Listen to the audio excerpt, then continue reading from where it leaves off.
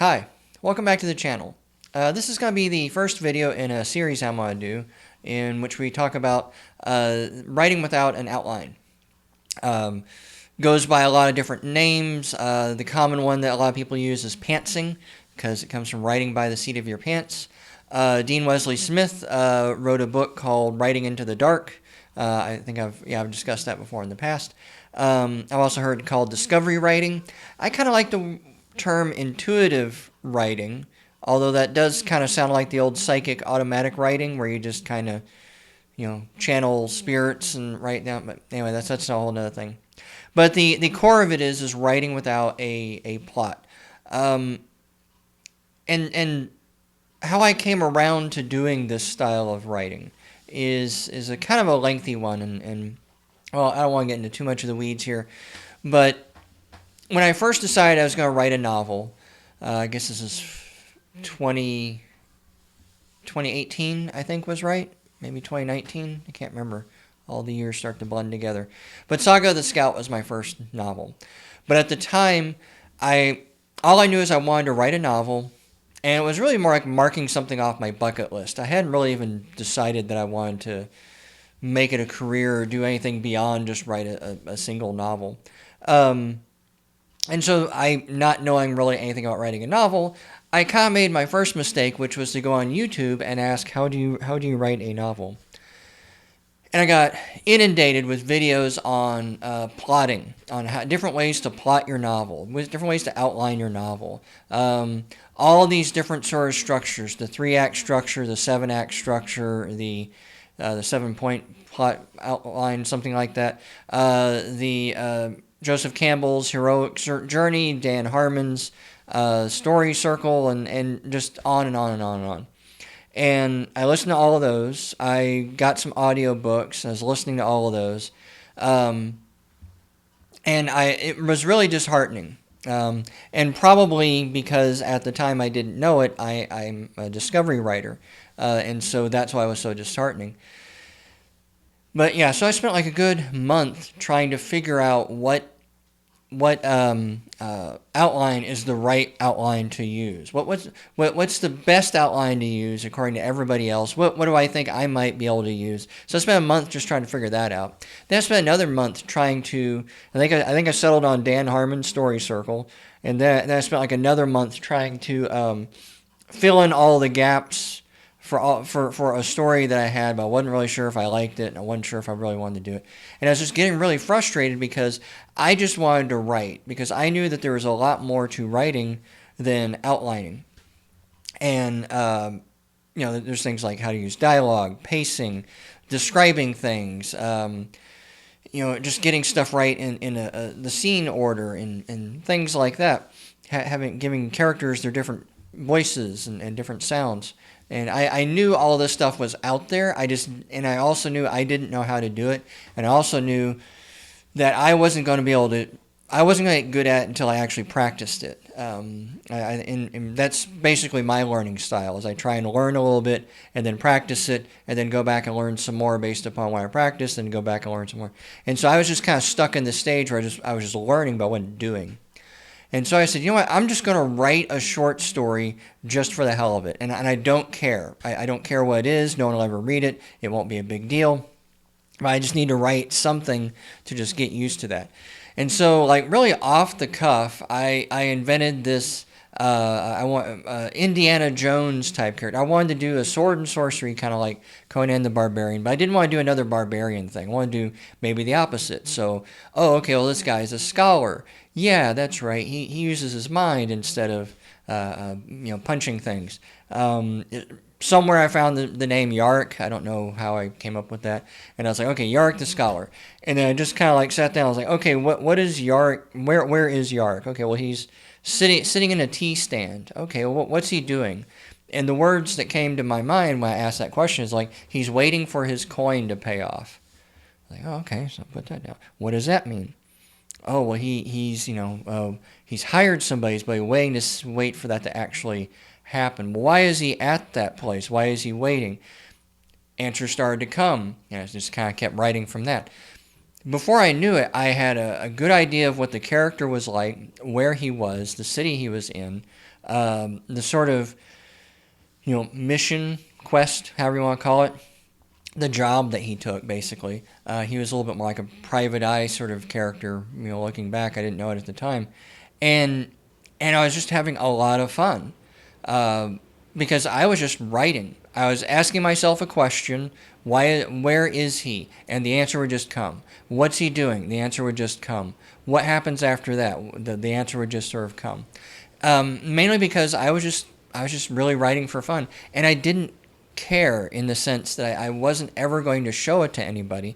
So I wasn't all hung up on like, is this good? Is this going to sell? Is this the right story for me? And so anyway, I spent maybe really just a few days writing that because it was just happening so fast. It was just so much fun that I would come in the morning and do my writing for about an hour, and really over just a few days I got a short story written, and I was really happy with it, and so I decided to write another short story. While I'm doing all that, I'm also listening to audiobook, and I believe this one was by M.L. Ron. It was on how to plot your novel because that's what I was still trying to figure out. And he had a little section on just don't plot your novel. And in that section, he talked about sort of writing into the dark. I think that's where I learned about Dean Wesley Smith and his book. And M.L. Ron was talking about how he's written so many more novels now. He started writing in the dark. He's having so much more fun. And I was like, wow, that's true. I was having all this fun writing this short story that I wasn't hung up about at all. I just was, asking myself a question and sort of paying attention to the answer that sort of came up. That's why I like to call it intuitive writing, because I'm really just kind of using my intuition to feel my way through the story, as opposed to sitting down trying to figure it out like it's a math problem or something. I'm almost like, well, what does this feel like? What is, do I like this? Do I not like this? That sort of thing. And so that was how I started this whole process of, discovery writing, intuitive writing, whatever we call it, was because, once I heard about Dean Wesley Smith's book, I immediately bought it, immediately read it. It resonated with me so much because I had already had the experience of writing a couple of short stories, in writing those into the dark, that I was like, oh, okay, yeah, I know I can do this. Now it's just a question of, can I expand that out to a whole novel length or something? And I did. My first novel, Saga of the Scout, was written without an outline. The closest that I came to writing an outline with that was I was using Google Maps. If you read the book, it is basically about a teenage Boy Scout. This is all like in the first few chapters, so I'm not giving anything away. But he's a third of the world goes insane, and everybody starts to kill each other, including his father and his older sister. And so he survives that onslaught, but now he's alone, and he realizes that his mother, who lives in Austin, this is happening just north of San Antonio, that she's also alone too, and he's not even old enough to drive. He doesn't know how to drive, of course. By this point, all the roads are clogged up with cars and crazy people and dead bodies and stuff. And so he decides he's just going to walk from where he is back to Austin. He kind of has an idea of like how to get there. He's a Boy Scout, so he's used to long walks, used to kind of camping outdoors and that sort of stuff. And so the closest to an outline I really had was I would use Google Maps to figure out, okay, because I could see, because this is all happening, this is all real places, I could see where he was at, and I could see where he needed to go. And so I kind of just sort of imagined, well, if I was Ethan standing in this location, what would I see? Oh, there's a house over there. Well, would he go to the house? Yes. Okay. So what's in the house? I don't know. He hasn't in there yet. What's it look like on the outside? These questions would come up, and I'd write those. When he leaves the house, it's then, okay, what happens next? Does he just run screaming because something bad happens and he needs to hide in the woods? Or, does he go on the roads? Does he not go on the roads? And that sort of stuff.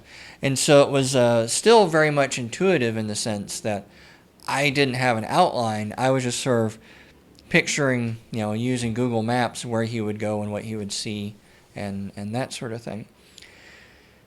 And that's really the reason why I like it so much. And I'm going go into more in depth a little later, but I've already touched on a lot of why this sort of writing style works. But the reason why I like it so much is that it is just fun. It's not easy, and to be honest, it's not even always fun. But in general, it's kind of fun because I am discovering the story much in the same way I would be if I was the reader. My readers who are reading this story, they don't know what's going to happen next, and neither do I. And that's sort of the thing that Dean Wesley Smith gets into a lot, is that if you, the writer, are surprised by what happens, then imagine what your readers will be like. Because you don't know what's going to happen. Chances are they're not going to know what's happening. Whereas if you use like a, the 3-act structure, I think someone had it's used a lot in screenplays, and it's has a sort of beats and all this sort of stuff.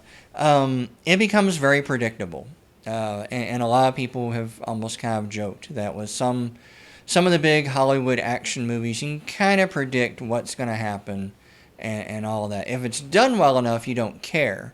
But if it's not done well enough, you can kind of figure out what's going to happen, halfway through the movie and that sort of thing.